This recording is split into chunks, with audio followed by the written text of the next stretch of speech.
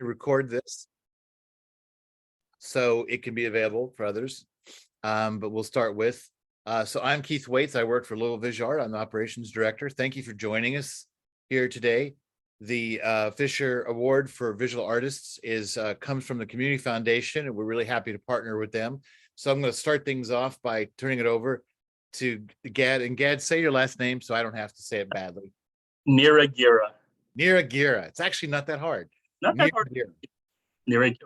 So you are from the Community Foundation, and so why don't you first off take a second to tell us a little bit about yourself, because you are new to Community Foundation, and then tell us about Community Foundation's mission and how Fischer Award plays into that. Absolutely. Thank you, everyone, for tuning in and learning more about this important program. My name is Gad Niyiragira. I am 2 months into my stint here as a program officer for community engagement at the Community Foundation. I am enjoying the work. I'm loving getting to work with folks like Keith who are passionate about art and other issue areas. And I will completely defer to Keith's expertise for this info session and for everything LVA. I'm just excited to be on the team and help get this really important program rolling for this year. For those who don't know, Bill Fischer had a lifelong love for art and everything artistry and supporting working artists. And through this generosity, he created the Fischer Award, which provides a $7,000 cash award to the winning artist. Sorry, that is my air conditioner. Very loud. And I'm just excited again to be a partner in this, to be a support for Keith and to LVA. And we definitely thank you, Keith, for everything that you do and all of the hard work that you and your organization does in putting on this really important program. Thank you, Gad. And a lot of people might not know what Community Foundation does, but there's a lot of money that flows through. A lot of people that are philanthropists use Community Foundation to have accounts that they set money aside specifically for those philanthropic actions. And but they cannot write a check to an artist, and we can. So that's why we have this partnership. But I want to introduce Adrienne Miller. Some of you probably going like, well, how come she gets to be on screen? Because I didn't say who she was yet. Adrienne Miller. Adrienne won the Hadley Prize. What year did you get the Hadley Prize? 2017, 2018. Yeah. And so she has gone through this before. These info sessions, I like to have somebody who's gotten an award like this, who's been through this process, and who maybe writes for these kinds of grants on a regular basis.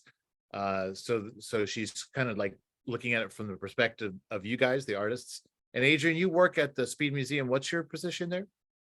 I am the exhibition manager. So anything that is on the walls on display, I am the project manager for that. So if you need some weird question answered, you can email me. Okay, great. So the Fischer Prize, I also want to say, Bill Fischer, his family had a business and all that kind of stuff, but his intention was this money goes to a working artist to support a working artist. There are other things available that have very specific kinds of demands or requirements, but the Fischer Award is really looking at an artist and their practice, and that they're trying to make a living off that practice. Doesn't mean you can't have a job. In terms of who's eligible, it's everybody in Louisville, or before I say this, I should probably check it, but I think it's you can't be a student, I know, and before I say the wrong thing, and it's all on the website, but I just don't want to say it the wrong way. The Fischer Award is available to the eligibility is, and it's eluding me. Okay. Anyway, it's basically the idea is that you need to be in Louisville, or I believe it's a county that contacts Jefferson County, so the immediate surrounding areas, because you can't leave out Indiana counties, you can't leave out Oldham County. There's I know a lot of people in Oldham and even Shelby County, so you've got to be in the area. If you're outside that area, you can't really apply. And but I want to start for a minute here. the information we want to give you guys is what are the best practices? What are the tips? What are the things you need to think about when you're approaching this? And that's why Adrienne is here. So Adrienne, I would like for you to start us off here. What, like when you won the Hadley Prize, talk about how you went about what your process is, how you went about writing that application that won what was then a $5,000 prize under the Hadley. Yeah, I'm gonna go ahead and apologize. There's like a weird group of crows flying around me for some reason. So if you I hear can't hear weird noises, that's what's going on. I had to be outside. The weather's too nice. So the Hadley Prize, I was joking with Keith that it actually was one of the first grants I had won. Since then I've won the Great Meadows grant a few times, which I also recommend you guys look into. But it was one of the first, I guess, like really formal grants I had applied for and gotten. I think when I was looking at the application, I put it off and put it off. It made me nervous. To think that large, the grant awarded $5,000 for travel. To think about a project that felt worthy of that was very intimidating to me. And in the end, I kind of on a whim just wrote a very honest application about something I had been wanting to do for a while, which was a very long 2,000-mile road trip around the Southwest, visiting specifically Pueblo architecture, which is the oldest form of architecture in the United States. To me, it felt so kooky as an idea. I did not think anyone would really take it seriously. And so when I won, I was very excited and I took this amazing life-changing trip. But I think I feel like the reason I won was the honesty, probably, in the application. Well, I think that's an important point because I know a lot of people approach these things thinking, I don't have enough academic experience. I don't have an MFA. I don't have a whatever. I think, it's the key is, I think you're right, honesty, being able to talk about yourself, being able to talk about your practice. And you do have to put work in, so we get to see work. And just talking about all that honestly and passionately. So like, Adrienne, did you ever find it was difficult to write about your own stuff? I mean, like, what kind of challenge? Yeah, I still have trouble writing about my own stuff. I think, when you're a visual person and you're a person who's making work that is meant to be seen, it's sometimes tough to figure out how to take that mishmash in your brain and put it in a formal way that someone's going to understand it, whether it's an artist statement or a grant. I think finding a way to communicate things that feel very complicated in simple ways is tough. And I think part of the success of the grant was also that, like, I specifically was wanting to research things that was like very apparently showing up in my artwork. Mhm. That I think you could make the visual and text connection. That was probably really helpful too. Yeah, if that makes sense. Do you make a practice as you fill out these kinds of applications of having somebody read it, give you feedback, approve, even if it's Yeah, proofreader? Like, what do you yeah, do? usually my husband. I've actually read Hadley Prizes and other grants for other people. I'm happy to do that for friends of mine. I think just to get an outside perspective is really helpful. Yeah, because sometimes you're just it's midnight and you're trying to get this thing turned in, and planning ahead a little bit will help you. Don't wait till last minute. Right, and this is a little late in the game, but the deadline, if I haven't said it already, is this coming Monday, the end of the day Monday, midnight Monday, April 17th. We do find we build in our deadlines to be Mondays because it seems like people like having those weekend periods. So, hopefully if you're here, you've already started doing something, making a draft or something, or thinking, or at least thinking. Some people think, and then write things.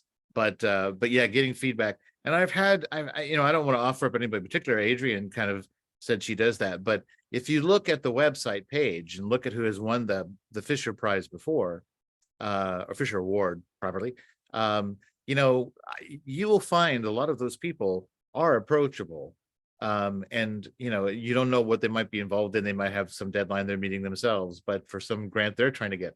But that's a good resource to talk to somebody who's been through the process directly, or have them take a look at your text But I think it's always a good, I think in general, writing demands that somebody take a look at, you need another pair of eyes in any circumstance. And certainly when you're writing a submission like this, it could be all the difference, I think. Adrienne, how many grant submissions do you think you write in a year?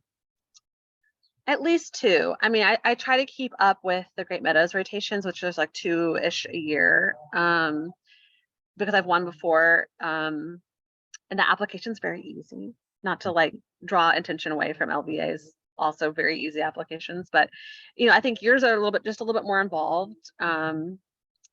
But I think, yeah, it just depends. I mean, it depends on what the year is, or like if I feel like I have time to take off work for me as a working artist. Yeah, it just depends. About 2 probably on average. Well, and the point I want to make is like, I'm happy for you to bring up whatever other opportunities there are, because one of the things that I encounter a lot over the years with Hadley and with Fisher and with other things is that a lot of times an artist will apply and they don't get it and they'll never apply again, or they'll feel like it's some sort of horrible rejection. Lots and lots of really terrific artists have applied and not gotten the Fisher Award. But if you're not used to, if you're not, yeah, I've applied. but And if I've you're got not it. It's used to- fine. It's yeah. well, and I checked, and I probably should have asked you if you're planning on applying, but anyway, but actually, I don't think your presence here precludes you applying. But anyway, I'm not applying this year. It's okay. but that's, I think, one of the key things and to think about is that if you aren't used to writing this way about yourself, this is a good opportunity to start that process. This should be really a part of your practice as a visual artist, that you can write about yourself and that you're getting the feedback on the writing you're doing, and that you can apply for Fisher now. And then I don't want to say cut and paste, that's not what I'm suggesting, but that you can take the what you have worked on for the Fisher application and use it as a basis to apply for other things. Yeah, Because I think absolutely. one of the keys to getting these things is that you are very comfortable writing about yourself and about your practice and about your work, and knowing how to express those things honestly. It doesn't need 14-letter words, it just doesn't, it just needs to be honest, and maybe passionate is another thing I would say. Yeah, I think I've actually used text from my Hadley application for other grants, because to me that's continuing research, and I found things I didn't have time to spend time on when I was out west on that trip in 2018 that I want to go back and revisit, and I want funding to do that. So I think that's been super helpful, knowing that it was a successful application, to how I can reuse some of those ideas. I also tend to keep a weird list on my phone of just like random things that would be good for grant funding. So that when you have a deadline coming up, or you find out something at the last minute and you're like, oh shit, the deadline's next week, what am I going to do? I want to apply for this. You have a list ready. That's been helpful for me for sure. Yeah. Well, if neither of you have anything else to say at the moment, I think maybe we could open it up to questions. So let me look here. Does anybody have any questions? If anybody wants to type anything in, surely you must.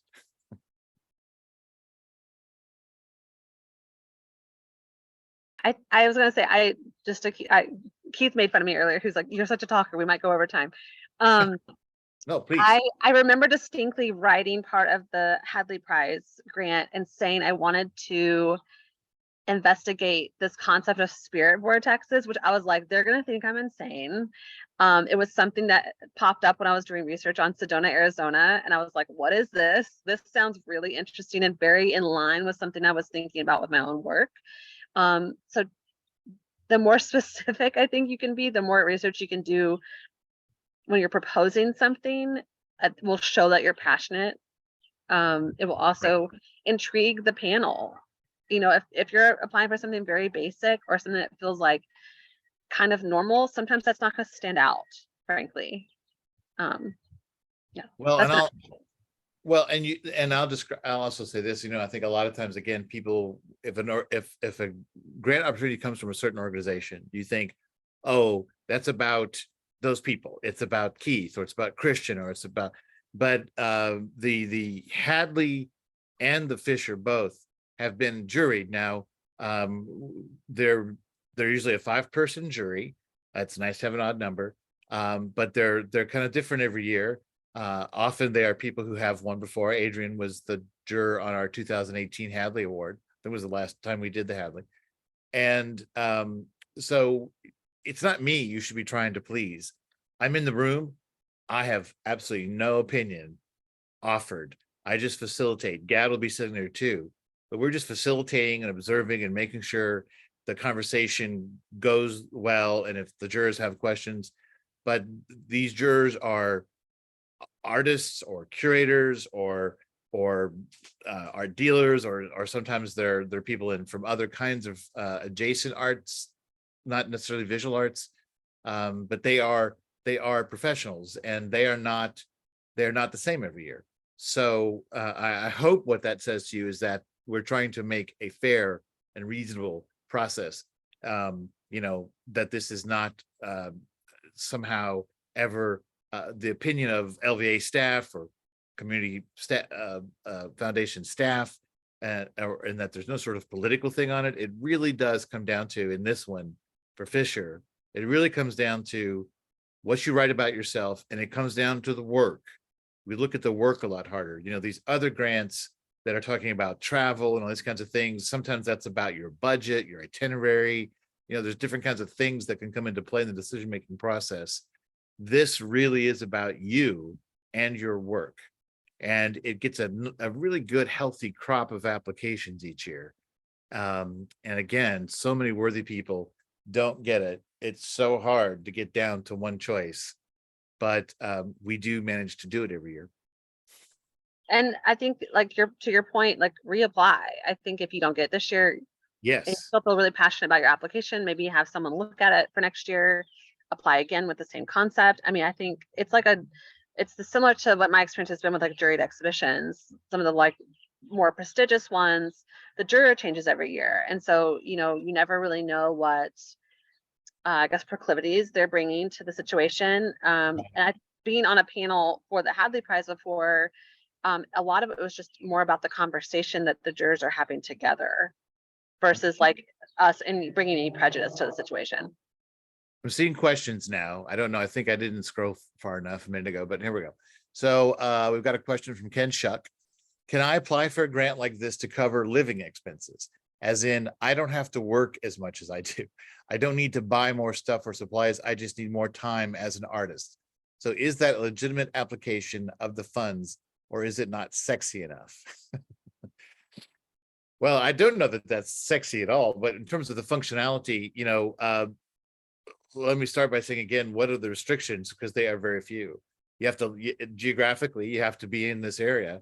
You can't be a student or about to enroll in a program where you are a student. This is not intended from Bill Fischer to pay for tuition. It is intended, but it can pay for studio rent. It can pay for supplies. I think whether or not your point wins the day with the jury, I don't know, but I think that it's fine. That wouldn't disqualify you. So I would think yes, if it is to provide yourself more time to devote to your practice, I think yes is the answer to that question. And here's one from Irene. Is there anything specifically you would recommend avoiding in proposal writing? Any cliches that come up a lot that jurors hate seeing in an application? Adrienne, what do you think? You have some ideas on that? I think you probably review more applications than me. I'm actually very curious to hear what you have an answer for this. Like, I think I want to know if there's things that come up. For my own, if I was reviewing, and from my own perspective, if I was reviewing applications for something, I think we all suffer from the idea that we're starving artists. I think pushing that agenda sometimes can get a little bit difficult if there's not like a specific reason. That's the first thing to me that comes to mind is like, you know, I guess financial or like, Right. that's to me, yeah. Well, and I think, you know, the things that a lot of time when I'm reading through applications, and even if I'm not the juror, but you know, like we go through all the applications, Amy, Chase, and I, to eliminate anybody that's clearly not qualified. Like if somebody is turning in an application and they live in Indianapolis, you know, I mean, just that we go through and call the sort of obvious things where people just aren't eligible and they didn't read the website.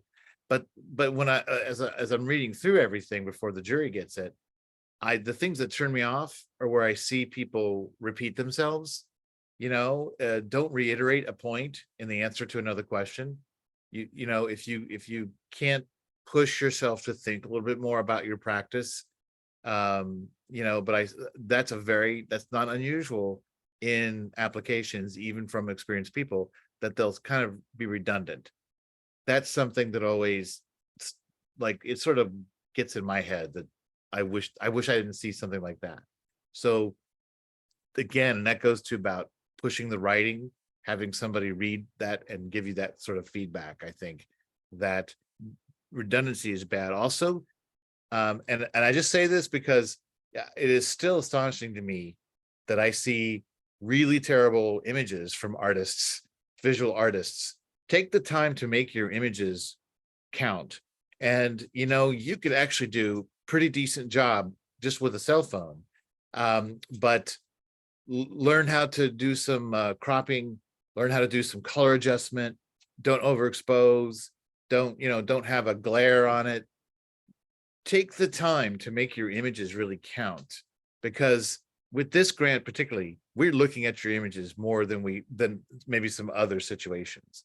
And I still see really poor digital images, and which surprises me in this day and age. But take the time. If you don't know, ask a photographer friend. You know, you don't have to have expensive lights, you don't have to have expensive equipment, but put your cell phone on a tripod and just make sure you have nice even light, maybe even outdoor light, not direct sunlight, but just ambient outdoor light. Adrienne knows it. Like, you know, this is what you do on a budget. And again, download them and crop them and do color adjustment. That stuff is all. I do not know how to use Photoshop, but I can do those things. All that stuff is in a lot of programs, and most systems, I would say. I think that's a great point. The images will sell 80% of your application. But I was going to add to that, typos, like just have someone read it over before you submit it. To me, that as someone, like, I'm not necessarily the best writer, but like it makes you seem really unprofessional if you have major like grammatical or typo errors, I think. Right. Speaking on that, I saw a question on whether to write the application in first or third person. Does that matter at all to you? Oh, yeah, I saw that earlier. I don't know that it matters. I'm not sure why you should. It might sound like somebody else wrote it. And again, we encourage getting feedback. You know, and honestly, we can't really determine if somebody wrote the entire thing for you. But I don't know, that doesn't sort of like defeat your chances. But I guess I would wonder why. I think referring to yourself in third person is a little weird when you're the one applying. But yeah, I think it makes more sense to be in first person, but I don't think it would like necessarily, if the idea was really strong, I don't think it would necessarily deter from it. Right. Well, and there's a question down here. Dan Trebu's asking about that we've mentioned travel. The travel came up just because there are other grant opportunities where that is specifically the thing. You could ask for money related to a travel experience as an artist for Fisher. That's not restricted, but you don't have to.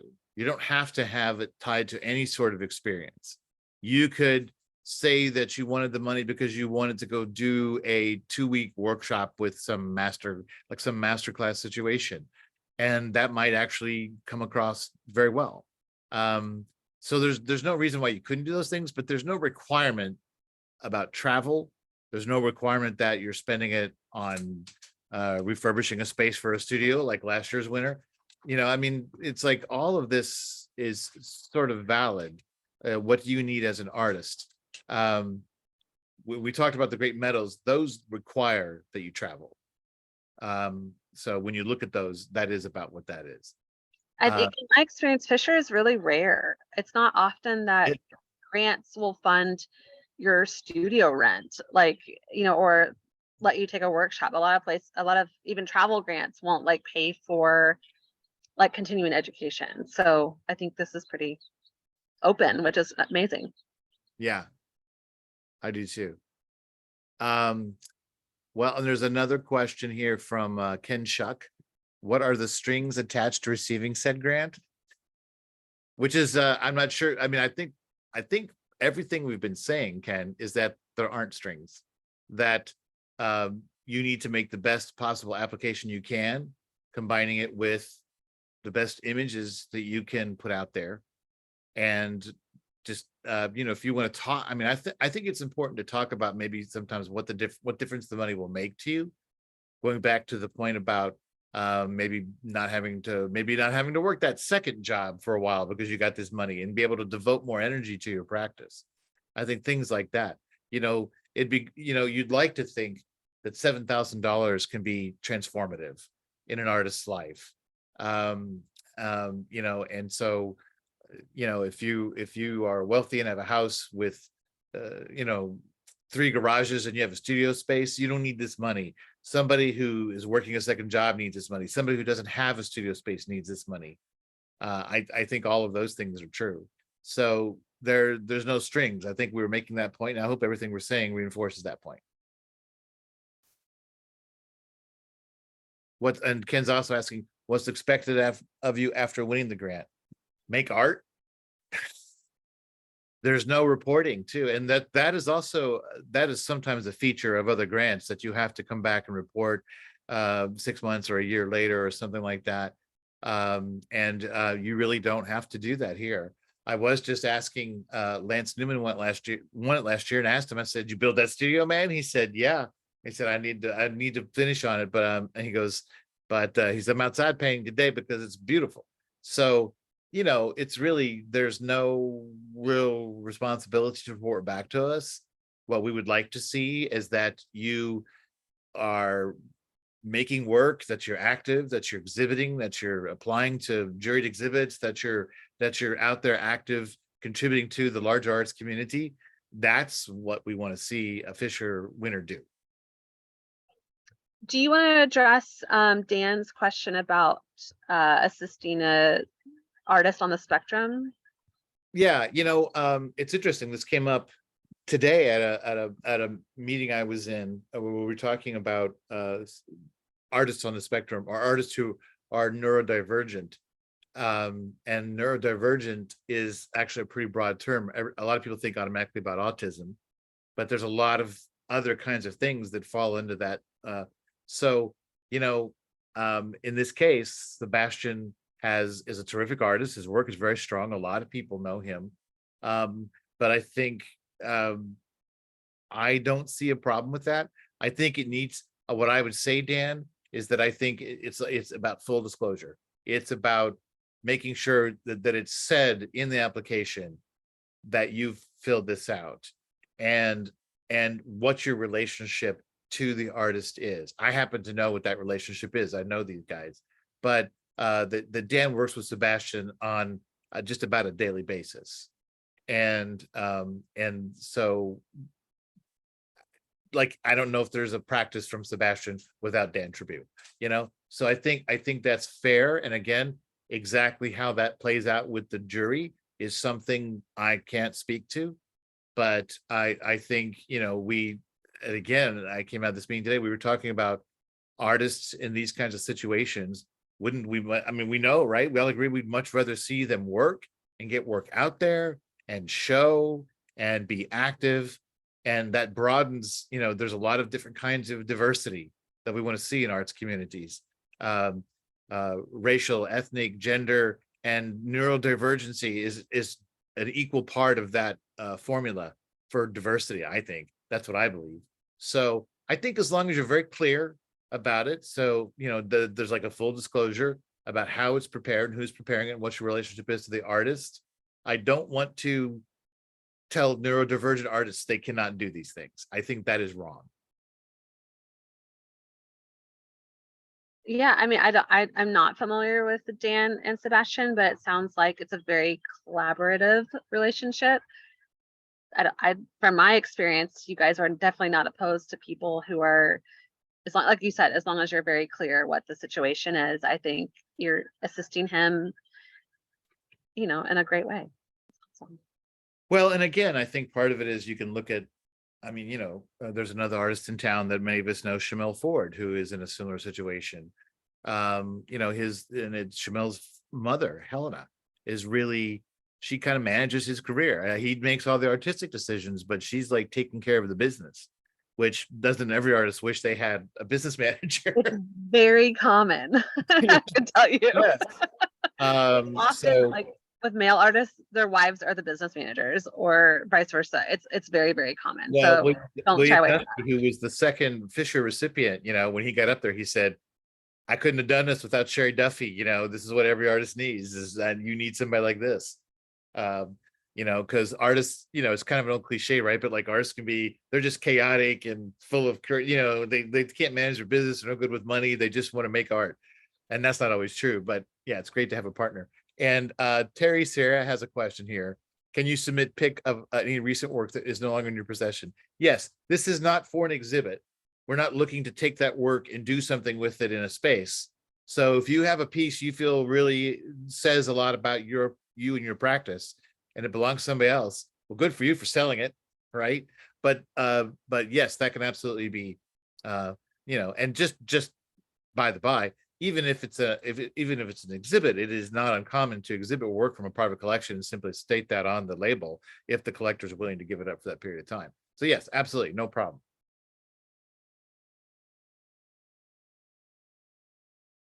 And I think Ken wants to make sure that when he said strings, that he was actually talking about what we talked about, like what's expected of you after the grant. That's what Ken meant. Sorry, Ken, if I at all misrepresented the intention of that question. So.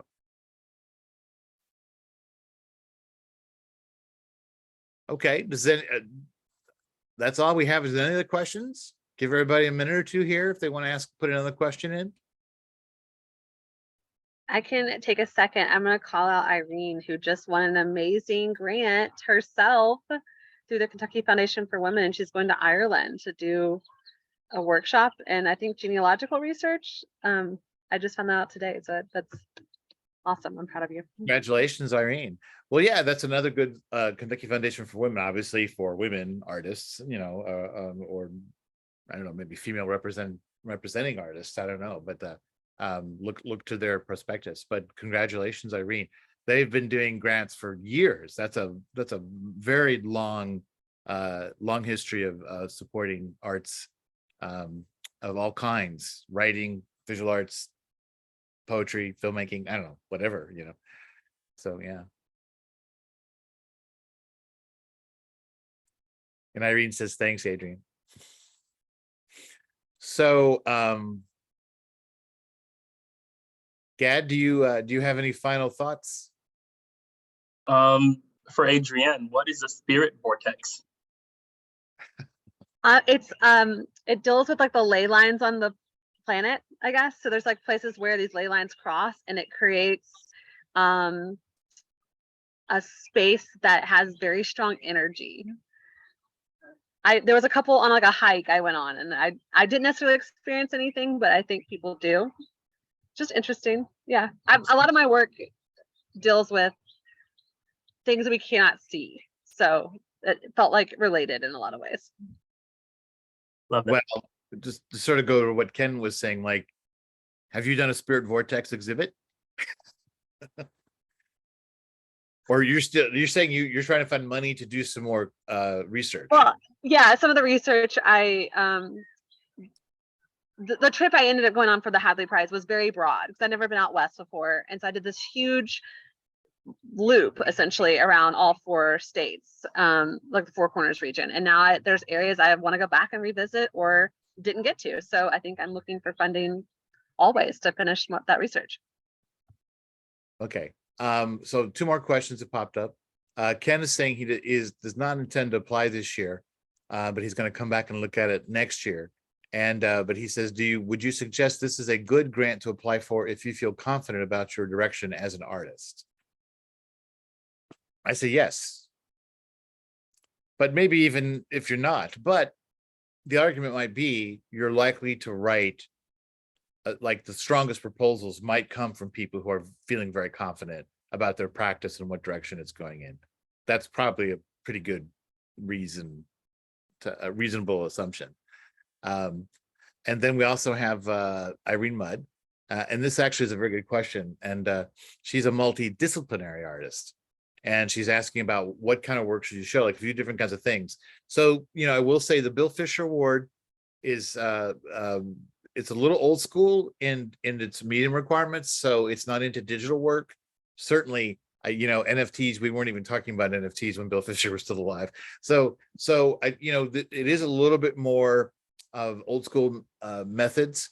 And so again, just read through the application very carefully, but like digital work, performance art, those kinds of things that are much more sort of contemporary and of the moment, installation work, those kinds of things do not apply. So I think it is better for you to focus on more traditional things, painting, drawing, printmaking, sculpture, and traditional techniques and materials, things like that. I think are going to be the best way to get to approach this. This is something I struggle with just with applications in general, because sometimes what I'm working on it may feel like medium random, essentially, depending on what my current interests are. I don't always know the answer to this question, but I try to make it very clear in my application that I do work in multiple media, so that when they're looking at the images that switch from, like, I'm going to use you as an example, like I know you work in fiber, but you also work in like illustration, that switch, if there's not a clear connection, is a little bit clearer when you look at the application. Yeah, that's a good point. So there's nothing wrong with showing that you work in different mediums if the mediums meet the eligibility. But I have seen things where it does look almost like different artists, where the images came from different artists.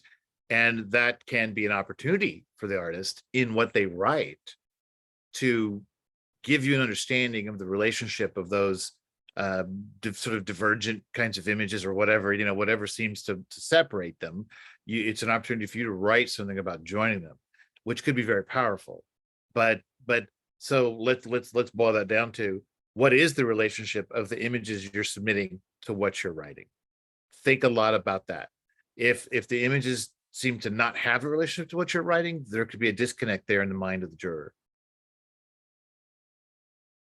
So that was a really good question. I don't know that I ever would have said that without that question.